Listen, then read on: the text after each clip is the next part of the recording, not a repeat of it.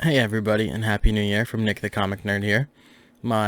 This was going to be my first video of 2021, and then I actually made a little mistake, so kind of reshooting it to put it on the channel a little bit more proper, and wanted to make it a little bit better, so going at it this way. I just wanted to say I hope everybody had a happy and safe and healthy New Year. I am on the road to 100 subs, looking to do a decent giveaway for that. And today's video is going to be all about things that, like, books that get us hyped.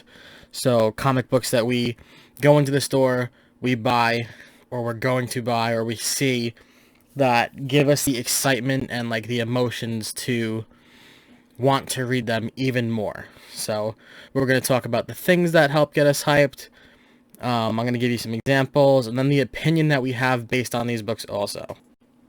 So what gets us hyped about comic books? We have titles, covers, artists, issue numbers, like milestones, new stories, returns, appearances, things like that.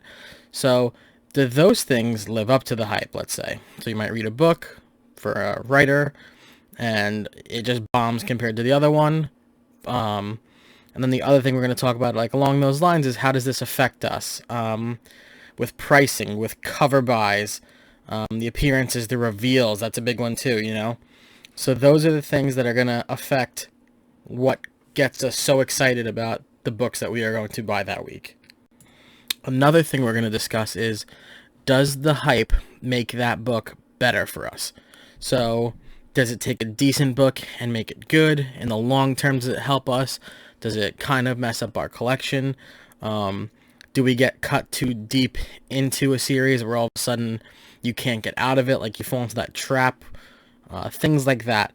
And I want to talk about where the hype comes from. So things like other YouTube videos, comic books at the end of them, you know, follow this character in a different series, or follow this story in another series, things like that. Websites, big YouTube subs that you follow are good ones. You know, you watch videos of books to come, covers to come, and that's going to hype us up so much more. All of a sudden, I'll be watching a video and I'll say, I want that because of the cover, because of the writer, just because of this character that might come into the story, something like that. So that's what we're going to go into with these examples of books I have.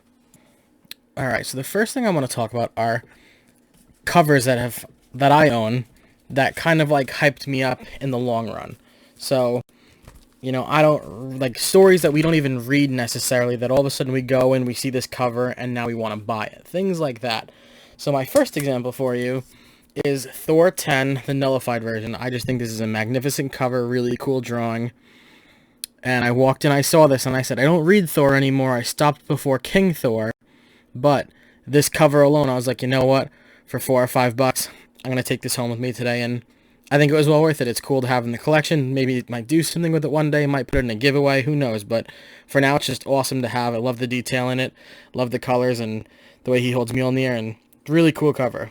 Another example of a cover buy that hyped me up was Immortal Hulk 18. I don't read Immortal Hulk, ever.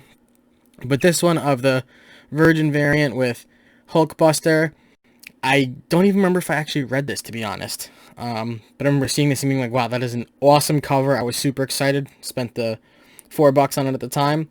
And I think it was well worth it. Another cool book to have in the collection. Another one to possibly throw in a giveaway or anything. But these are two books that absolutely hyped me up. Just walking through the store, seeing them and saying, I want that, all based on the cover. The excitement, the emotion I felt there made it better for me to buy these. In the end, did I read them? No. But at the end of the day, somebody else might enjoy them for me, which helps me out and makes me feel like the hype of seeing them was worth it. The next thing we can talk about that could possibly hype us up is a milestone. So milestone issues. My best example here is Action Comics 1000. I hadn't read any Action Comics. I don't even own any other Action Comics. But when I saw this and I saw all the covers and I knew that this was a big thing, then I saw number 1000 on here for Superman. I thought, I have to have this. Yeah, the excitement, I read this, loved it, loved all the little mini stories in it. I've actually gone and reread this one, to be honest, and I've told people about a couple of the stories in here. So again, the excitement of all of a sudden seeing this book pulled me to grab it. And then another good example I have of a book that I do read, that a lot of people went after, Detective Comics 1027. This is the 1000th issue of the anniversary of Batman. I got the wraparound cover. This was the cover A.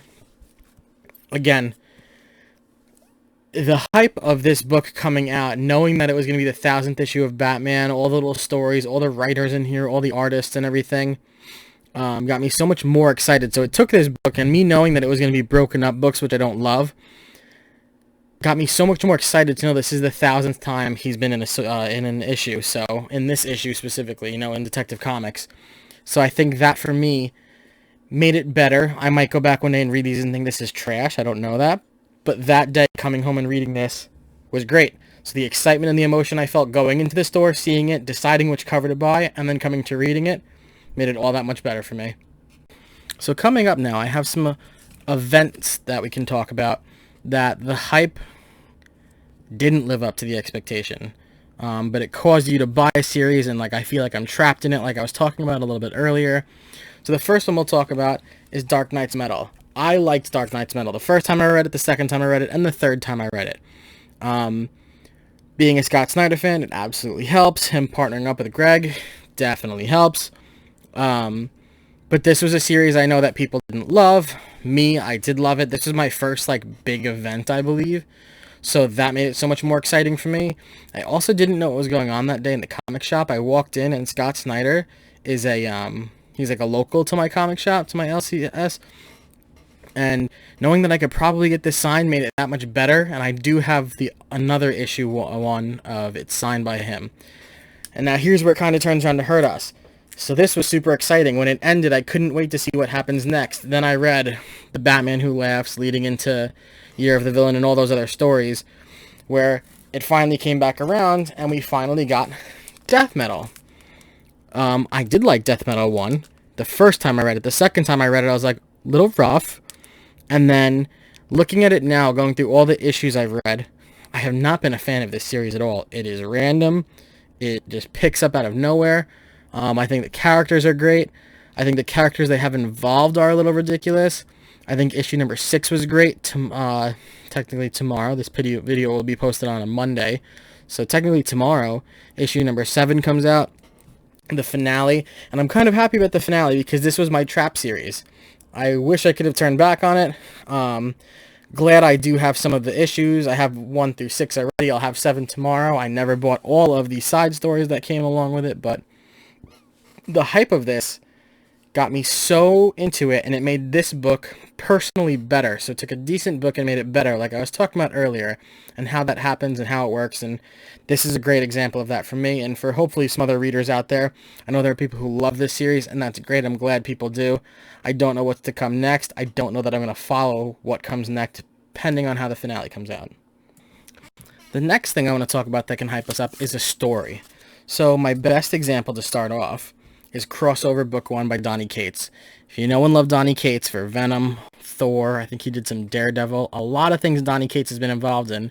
He goes out of that mainstream of Marvel, and he goes over to this as an Image book, and he takes the name of other writers, people you know, and he makes this great story out of it. I know a lot of people didn't like Book 1. I truly did. People loved Book 2. I also truly did. So it's going to keep me going.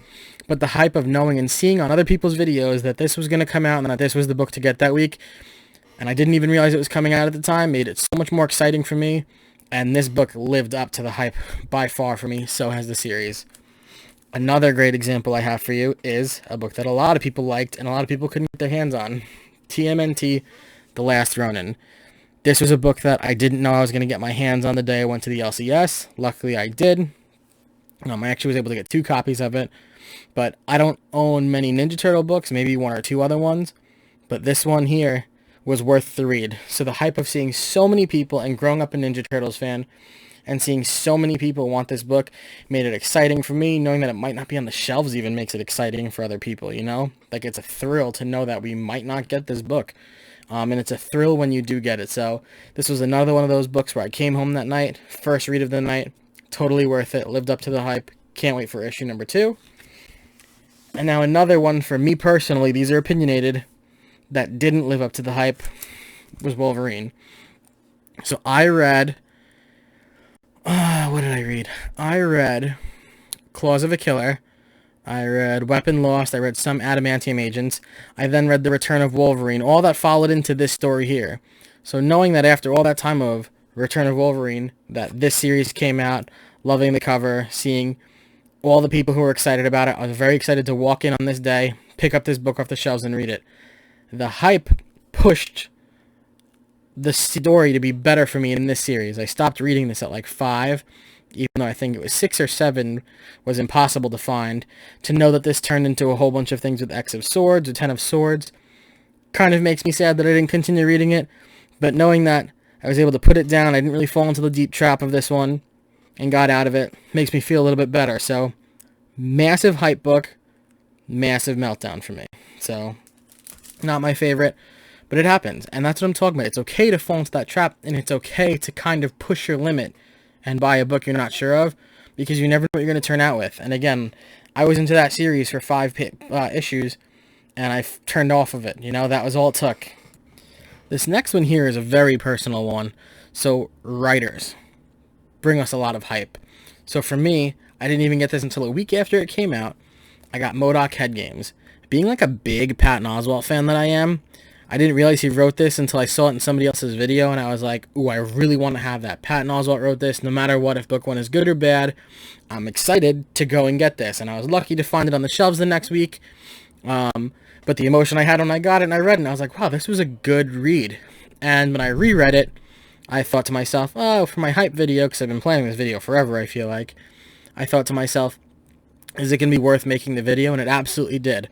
So seeing that name, Patton Oswalt, on here is what excited me to want to read the book, buy the book, and to continue the series. So in the end, this one did it for me. Another thing about writers is, I told you guys about Scott Snyder and how he goes to my LCS and how I get a lot of things signed by him, and that's a big thing for me. So being that I'm a big fan of his, I always buy 2 covers for this, and I've shown them in all of my Knicks Picks videos, is Undiscovered Country. So this is cover A. The excitement and the hype I got from Scott Snyder writing a story outside of DC, kind of like Donny Cates for crossover. That was one of my books that I was kind of on the fence about which category to throw it in. 100% made me want to buy this book. So I figured I'll go covers A and B, because I always did with Scott books. So I have a cover right here, and with Charles Soule, he was writing Daredevil. So that's another big thing we have to think about, you know. Multiple writers coming to collab for a different company, for an indie company. I've gotten so much more into indie series lately. I'm super excited that I have, because I think it's totally worth it. But, like I said, I go for the 2 covers, for the signatures, which is another reason to get excited. Not every one of these books is great, but I do really like reading Undiscovered Country each week. Book 12 will be coming out next month, or is it next week? I think it's next month. But another thing that I could add to the cover buy is that my LCS got a customized cover of Uncle Sam. So this will definitely be my first signature for him, but I thought this was great. I thought it was awesome to have an LCS cover, because I've never seen that before, until I saw other people's videos with them. But to see that my LCS got one, I was like, definitely for me. Plus with a signature on it, this will be really nice in the end of the day. So, again, the excitement that and the emotion that I got knowing that Scott was writing for another company kind of hurt, but at the end, I was like, ooh, I'm still going to, of course, read it and see where he goes without a real superhero. So, this was really cool for me. And finally, the last thing that hypes us up, and I think we're all going to agree with these 2 books at least that I have to show you, and we're going to agree on the books, the story alone that follows them. My first one is going to be Hell Arisen Book 3. This is a 3rd printing, because the day it came out, if you don't know, this is the first appearance of Punchline. The day this came out, I live on Long Island, I couldn't get a copy of it anywhere. I called like 8 shops, no luck. I just kept striking out. And I was reading Hell Arisen at the time, because I followed through the Batman Who Laughs series, and I don't remember what came next, but I was in books 1 and 2, and I was like, I'm never going to get book 3. I kind of don't know why I'm wasting my time. And then, obviously, months later, I got my hands on number 3. But the hype that, like, the world felt from this book, knowing that Punchline is coming in as Joker's new girlfriend, it just adds up, you know, it makes sense, and everybody's like, you want to have your hands on this. You feel the excitement of going in, and if you got your hands on this, that the emotion you felt, the emotion you might have felt knowing that you might not get your hands on this. So that's a big one. And my last example to show you our current run, The King in Black, The Return of Null, The Takeover of Null, the Symbiote God. So this is where we're at. You know that Null is back. He's fighting the Avengers. I'm not going to give away too many spoilers, but he's taking over everything, and it is awesome. But I remember looking at my LCS and saying, hey, like, I have Venom on my pull. Is this going to be on my pull? And they said, no. I put it on my pull to be safe. They got tons and tons of copies. This was another book where you had so many options at covers, where I went cover A, knowing I kind of wanted to just go cover A. But the hype of this book coming out, knowing that it was finally here after reading Venom 3 and seeing him on the cover of like the third or second printing of Venom 3, you know, this book, it made the book so much better, being excited about it, and overall it lived up to that hype. So when we look back at some of these books, they don't live up to the hype, some of them do, but that's where we're at. And this is a book that we're going to continue to read, and we're going to finish off strong.